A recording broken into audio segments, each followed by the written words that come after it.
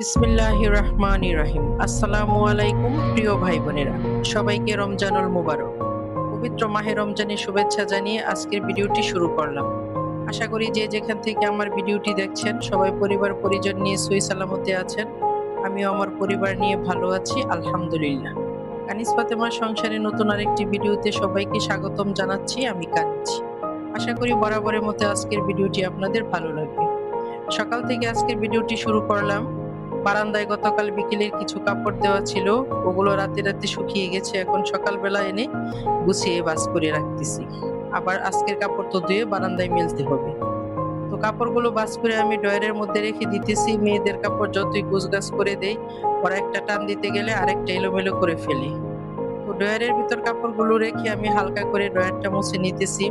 কাজ করা জিনিস আসলে দেখতে সুন্দর হয়, কিন্তু এগুলো পরিষ্কার করে রাখা অনেকই কঠিন। এখন আমি বেশি ডিপলি মুছবো না, হালকা হালকা পাতলা একটু মোছা দিয়ে তারপর ঘরটা ঝাড়ু দিয়ে নিব। অনেকে দেখি কি ড্রয়ারের ভিতর কাপড় মানে শুকনো কাপড় এমনি এনে রেখে দিয়ে ভাঁজ করে না, কিন্তু ভাঁজ না করে রাখলে ড্রয়ারের মধ্যে অনেকখানি জায়গা কাপড়ে দখল করে নিয়ে যায়। আর যদি এই কাপড়গুলো আমি ড্রয়ারের মধ্যে গুছগাছ করে রাখি, তাহলে ড্রয়ারটার মধ্যে মনে হয় যে বেশ জায়গা আছে, আরো কাপড় রাখা যাবে। তো কাপড় ভাঁজ করা শেষ, ঘর ঝাড়ু দেওয়া শেষ। এখন কিছু মাছ নিয়ে আসছে, তাই আবার আব্বু। মাছের মধ্যে ছিল গুড়া চিংড়ি মাছ ও কাসকি মাছ, দুইটা মাছই আমার খুব পছন্দের। তাই এবার আব্বু এখন এরকমই করবে। দেখা গেল একদিন পরপরই মাছ নিয়ে আসবে, সবজি নিয়ে আসবে। রোজার মধ্যে তো বেশি সবজি মাছ খাওয়া হয় না, আর এমনিতেও তো আমাদের বাসায় ছেলে মেয়েরা মাছ খায় না। আর গুড়া মাছের মধ্যে গুড়া মাছটা আমি একটু বেশি পছন্দ করি, তারা মা ছেলেরাও তেমন খেতে চাইবে না। মাছের সাথে এনেছিল একটা কচি লাউ। লাউটা আমি রান্না করব কাতল মাছের মাথা দিয়ে, আর লাউয়ের খালটা আমি ফেলবো না, এটা ভাজি করব গুড়া চিংড়ি মাছ দিয়ে। তো লাউয়ের খাল ভাজিটা আগে আমরা খেতে জানতাম না। একদিন আমাদের বাসায় আমার খালাই শাশুড়ি আসলো, তো উনি এটা খাওয়া শিখিয়ে গেছে। লাউয়ের খালের সাথে একটা আলু কুচি করে দিয়ে ভাজি করলে খেতে খুব ভালো লাগে। এখন বেলা বাজে ৩টা। গোসল করে জোহরের নামাজ শেষ করে রান্না শুরু করে দিয়েছি। আর এই ৩টা থেকে রান্না শুরু করলে সময় মতো সবকিছু করা যায়। দেখা গেল রান্নাও শেষ হলো, ইফতার বেজে সময় মতো টেবিলে ইফতার সামনে নিয়ে আজানের আগে একটু বসাও যায়। ৩টার পর থেকে যদি আমি রান্না বান্না শুরু করি, তাহলে আমার একটা দৌড়াদৌড়ি লেগে যায়। আজকে আমি রান্না করতেছি প্রথমেই ছেলে মেয়েদের জন্য মুরগির গোস্ত। ওই দিন আমি আপনাদের সাথে দেখিয়েছিলাম 2 কেজি ওজনের একটা মুরগি আমি 2 ভাগ করে রেখেছিলাম 2 দিন রান্না করার জন্য। তো চিন্তা করলাম 2 দিন রান্না না করে আমি আজকেই পুরাটুকু রান্না করে নেই, তাহলে রোজা রেখে আমার আর ওদের খাওয়ার জন্য চিন্তা করতে হবে না। মেয়েরা তো ছোট, ওরা তো রোজা রাখতে পারে না। বড় মেয়ে 2-1টা থাকে, আবার ভেঙে ফেলে। আর ছেলে তো রেগুলারই রোজা থাকে। তো মেয়ে 2টা তো দিনের বেলা খেতে হয়, সেজন্য মুরগির গোস্তটা রান্না করা থাকলে আমাকে আর খাওয়া নিয়ে চিন্তা করতে হবে না। ভিডিওর মাঝপথে এসে আমার ভাই বোনদের একটা রিকোয়েস্ট করছি, প্লিজ ভিডিওটির কোথাও কোনো অংশ আপনাদের ভালো লেগে থাকলে ভিডিওটিতে একটি লাইক দিয়ে ভিডিওটি কন্টিনিউ করবেন। আপনার একটি মূল্যবান লাইক আমার কাছে খুবই গুরুত্বপূর্ণ। আপনার একটি লাইক আমার ভিডিওটিকে আরো অন্যান্য জনের কাছে পৌঁছে দিতে সাহায্য করবে। আপনি যদি আমার চ্যানেলে নতুন হয়ে থাকেন, তাহলে প্লিজ চ্যানেলটিকে সাবস্ক্রাইব করে পাশে থাকা বেল বাটনে ক্লিক করবেন, যাতে করে আমি ভিডিও ছাড়া মাত্রই আপনার কাছে নোটিফিকেশন পৌঁছে যায়, আর আপনি আপনার মূল্যবান সময় বের করে সুযোগ মতো দেখে নিতে পারেন।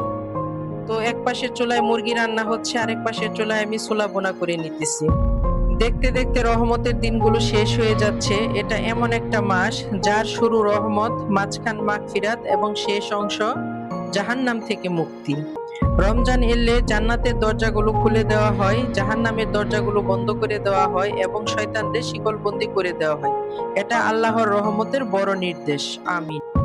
মুরগি ও ছোলা রান্নার পরে আমি লাউ রান্না বসিয়ে দিয়েছি। লাউটা আমি রান্না করছি কাতল মাছের মাথা দিয়ে। প্রথমে আমি মাথাগুলো কষিয়ে উঠিয়ে নিয়েছি, তারপরে লাউ দিয়েছি।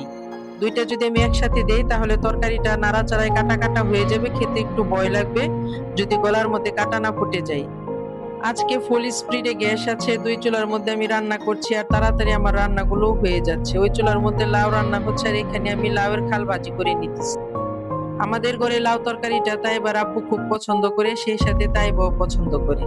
দেখা গেল কি লাউ তরকারি দিয়ে আমরা ভাত খেতে পারি না, ভাত খাওয়ার শেষে শুধু শুধু লাউ তরকারিটা সবজির মতো খাই।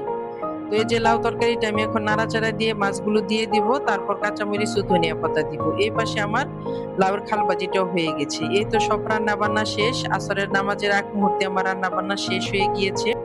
এখানে কিছু ধনিয়া পাতা রেখে দিয়েছি, ইফতারিতে ব্যবহার করব। তারপরে যে মুরগির গোস্তটা একটু আলাদা করে বেড়ে রেখেছি, তারপর সবজি ভাজি, ছোলা বোনা, মুরগির তরকারি আর এই যে লাউয়ের তরকারির ফাইনাল লুক।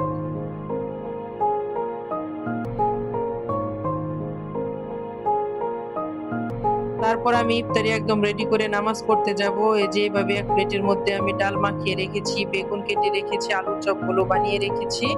তারপর এখানে বেসনও গুলিয়ে রেখেছি। নামাজ পড়ে এসে শুধু ভেজে নিব। আজকে গ্যাস থাকাতে আমার রান্না বান্না ও ইফতারি ভাজাপোড়া খুব কম সময়ের মধ্যে হয়ে গিয়েছে। সময় মতো আমি সবকিছু রেডি করতে পেরেছিলাম। এখন আমি ইফতারির জন্য টেবিলটা সাজিয়ে নিতেছি। প্রথমে আমি মিষ্টি বের করে নিতেছি, আর এটা হলো একটা বিশেষ মিষ্টি। বিশেষ মিষ্টিটা হলো আমার বড় মেয়ে কোরআনে সবক নিয়েছে তার মিষ্টি। তো সবাই আমার মেয়ের জন্য দোয়া করবেন, ও যেন তাড়াতাড়ি কোরআনটা খতম করতে পারে। তারপর আমাদের ইফতারির মধ্যে ছিল মোটা জিলাপি, হালিম, তরমুজ, কলা, ভাজাপোড়া, শরবত এসবই। এই মোটা জিলাপিটা আগে তাই এবার দাদা থাকতে রোজ রোজই আনতো ইফতারির মধ্যে খাওয়ার জন্য, এখন আর আনে না। তো আমার খেতে ইচ্ছে করছিল, তাই এবার আব্বুকে বলেছিলাম আনতে। তো আনার পরে ওরা কেউ খায়নি, শুধু আমি এক পিস খেয়েছিলাম। আর মুড়ির মধ্যে দিয়ে মাখালে ওরা কেউ খেতে চায় না, তো আমি এক পিস শুধু শুধু খেয়েছিলাম, আর বাকিগুলো রয়ে গিয়েছে। আর ইফতারিতে কলা ও তরমুজ এই দুইটা থাকবে। কলাটা ইফতারিতেও খাবে, আবার সেহরিতেও দুধ কলা দিয়ে ভাত খাবে। আজকের মতো বিদায়, আল্লাহ হাফেজ, আসসালামু আলাইকুম।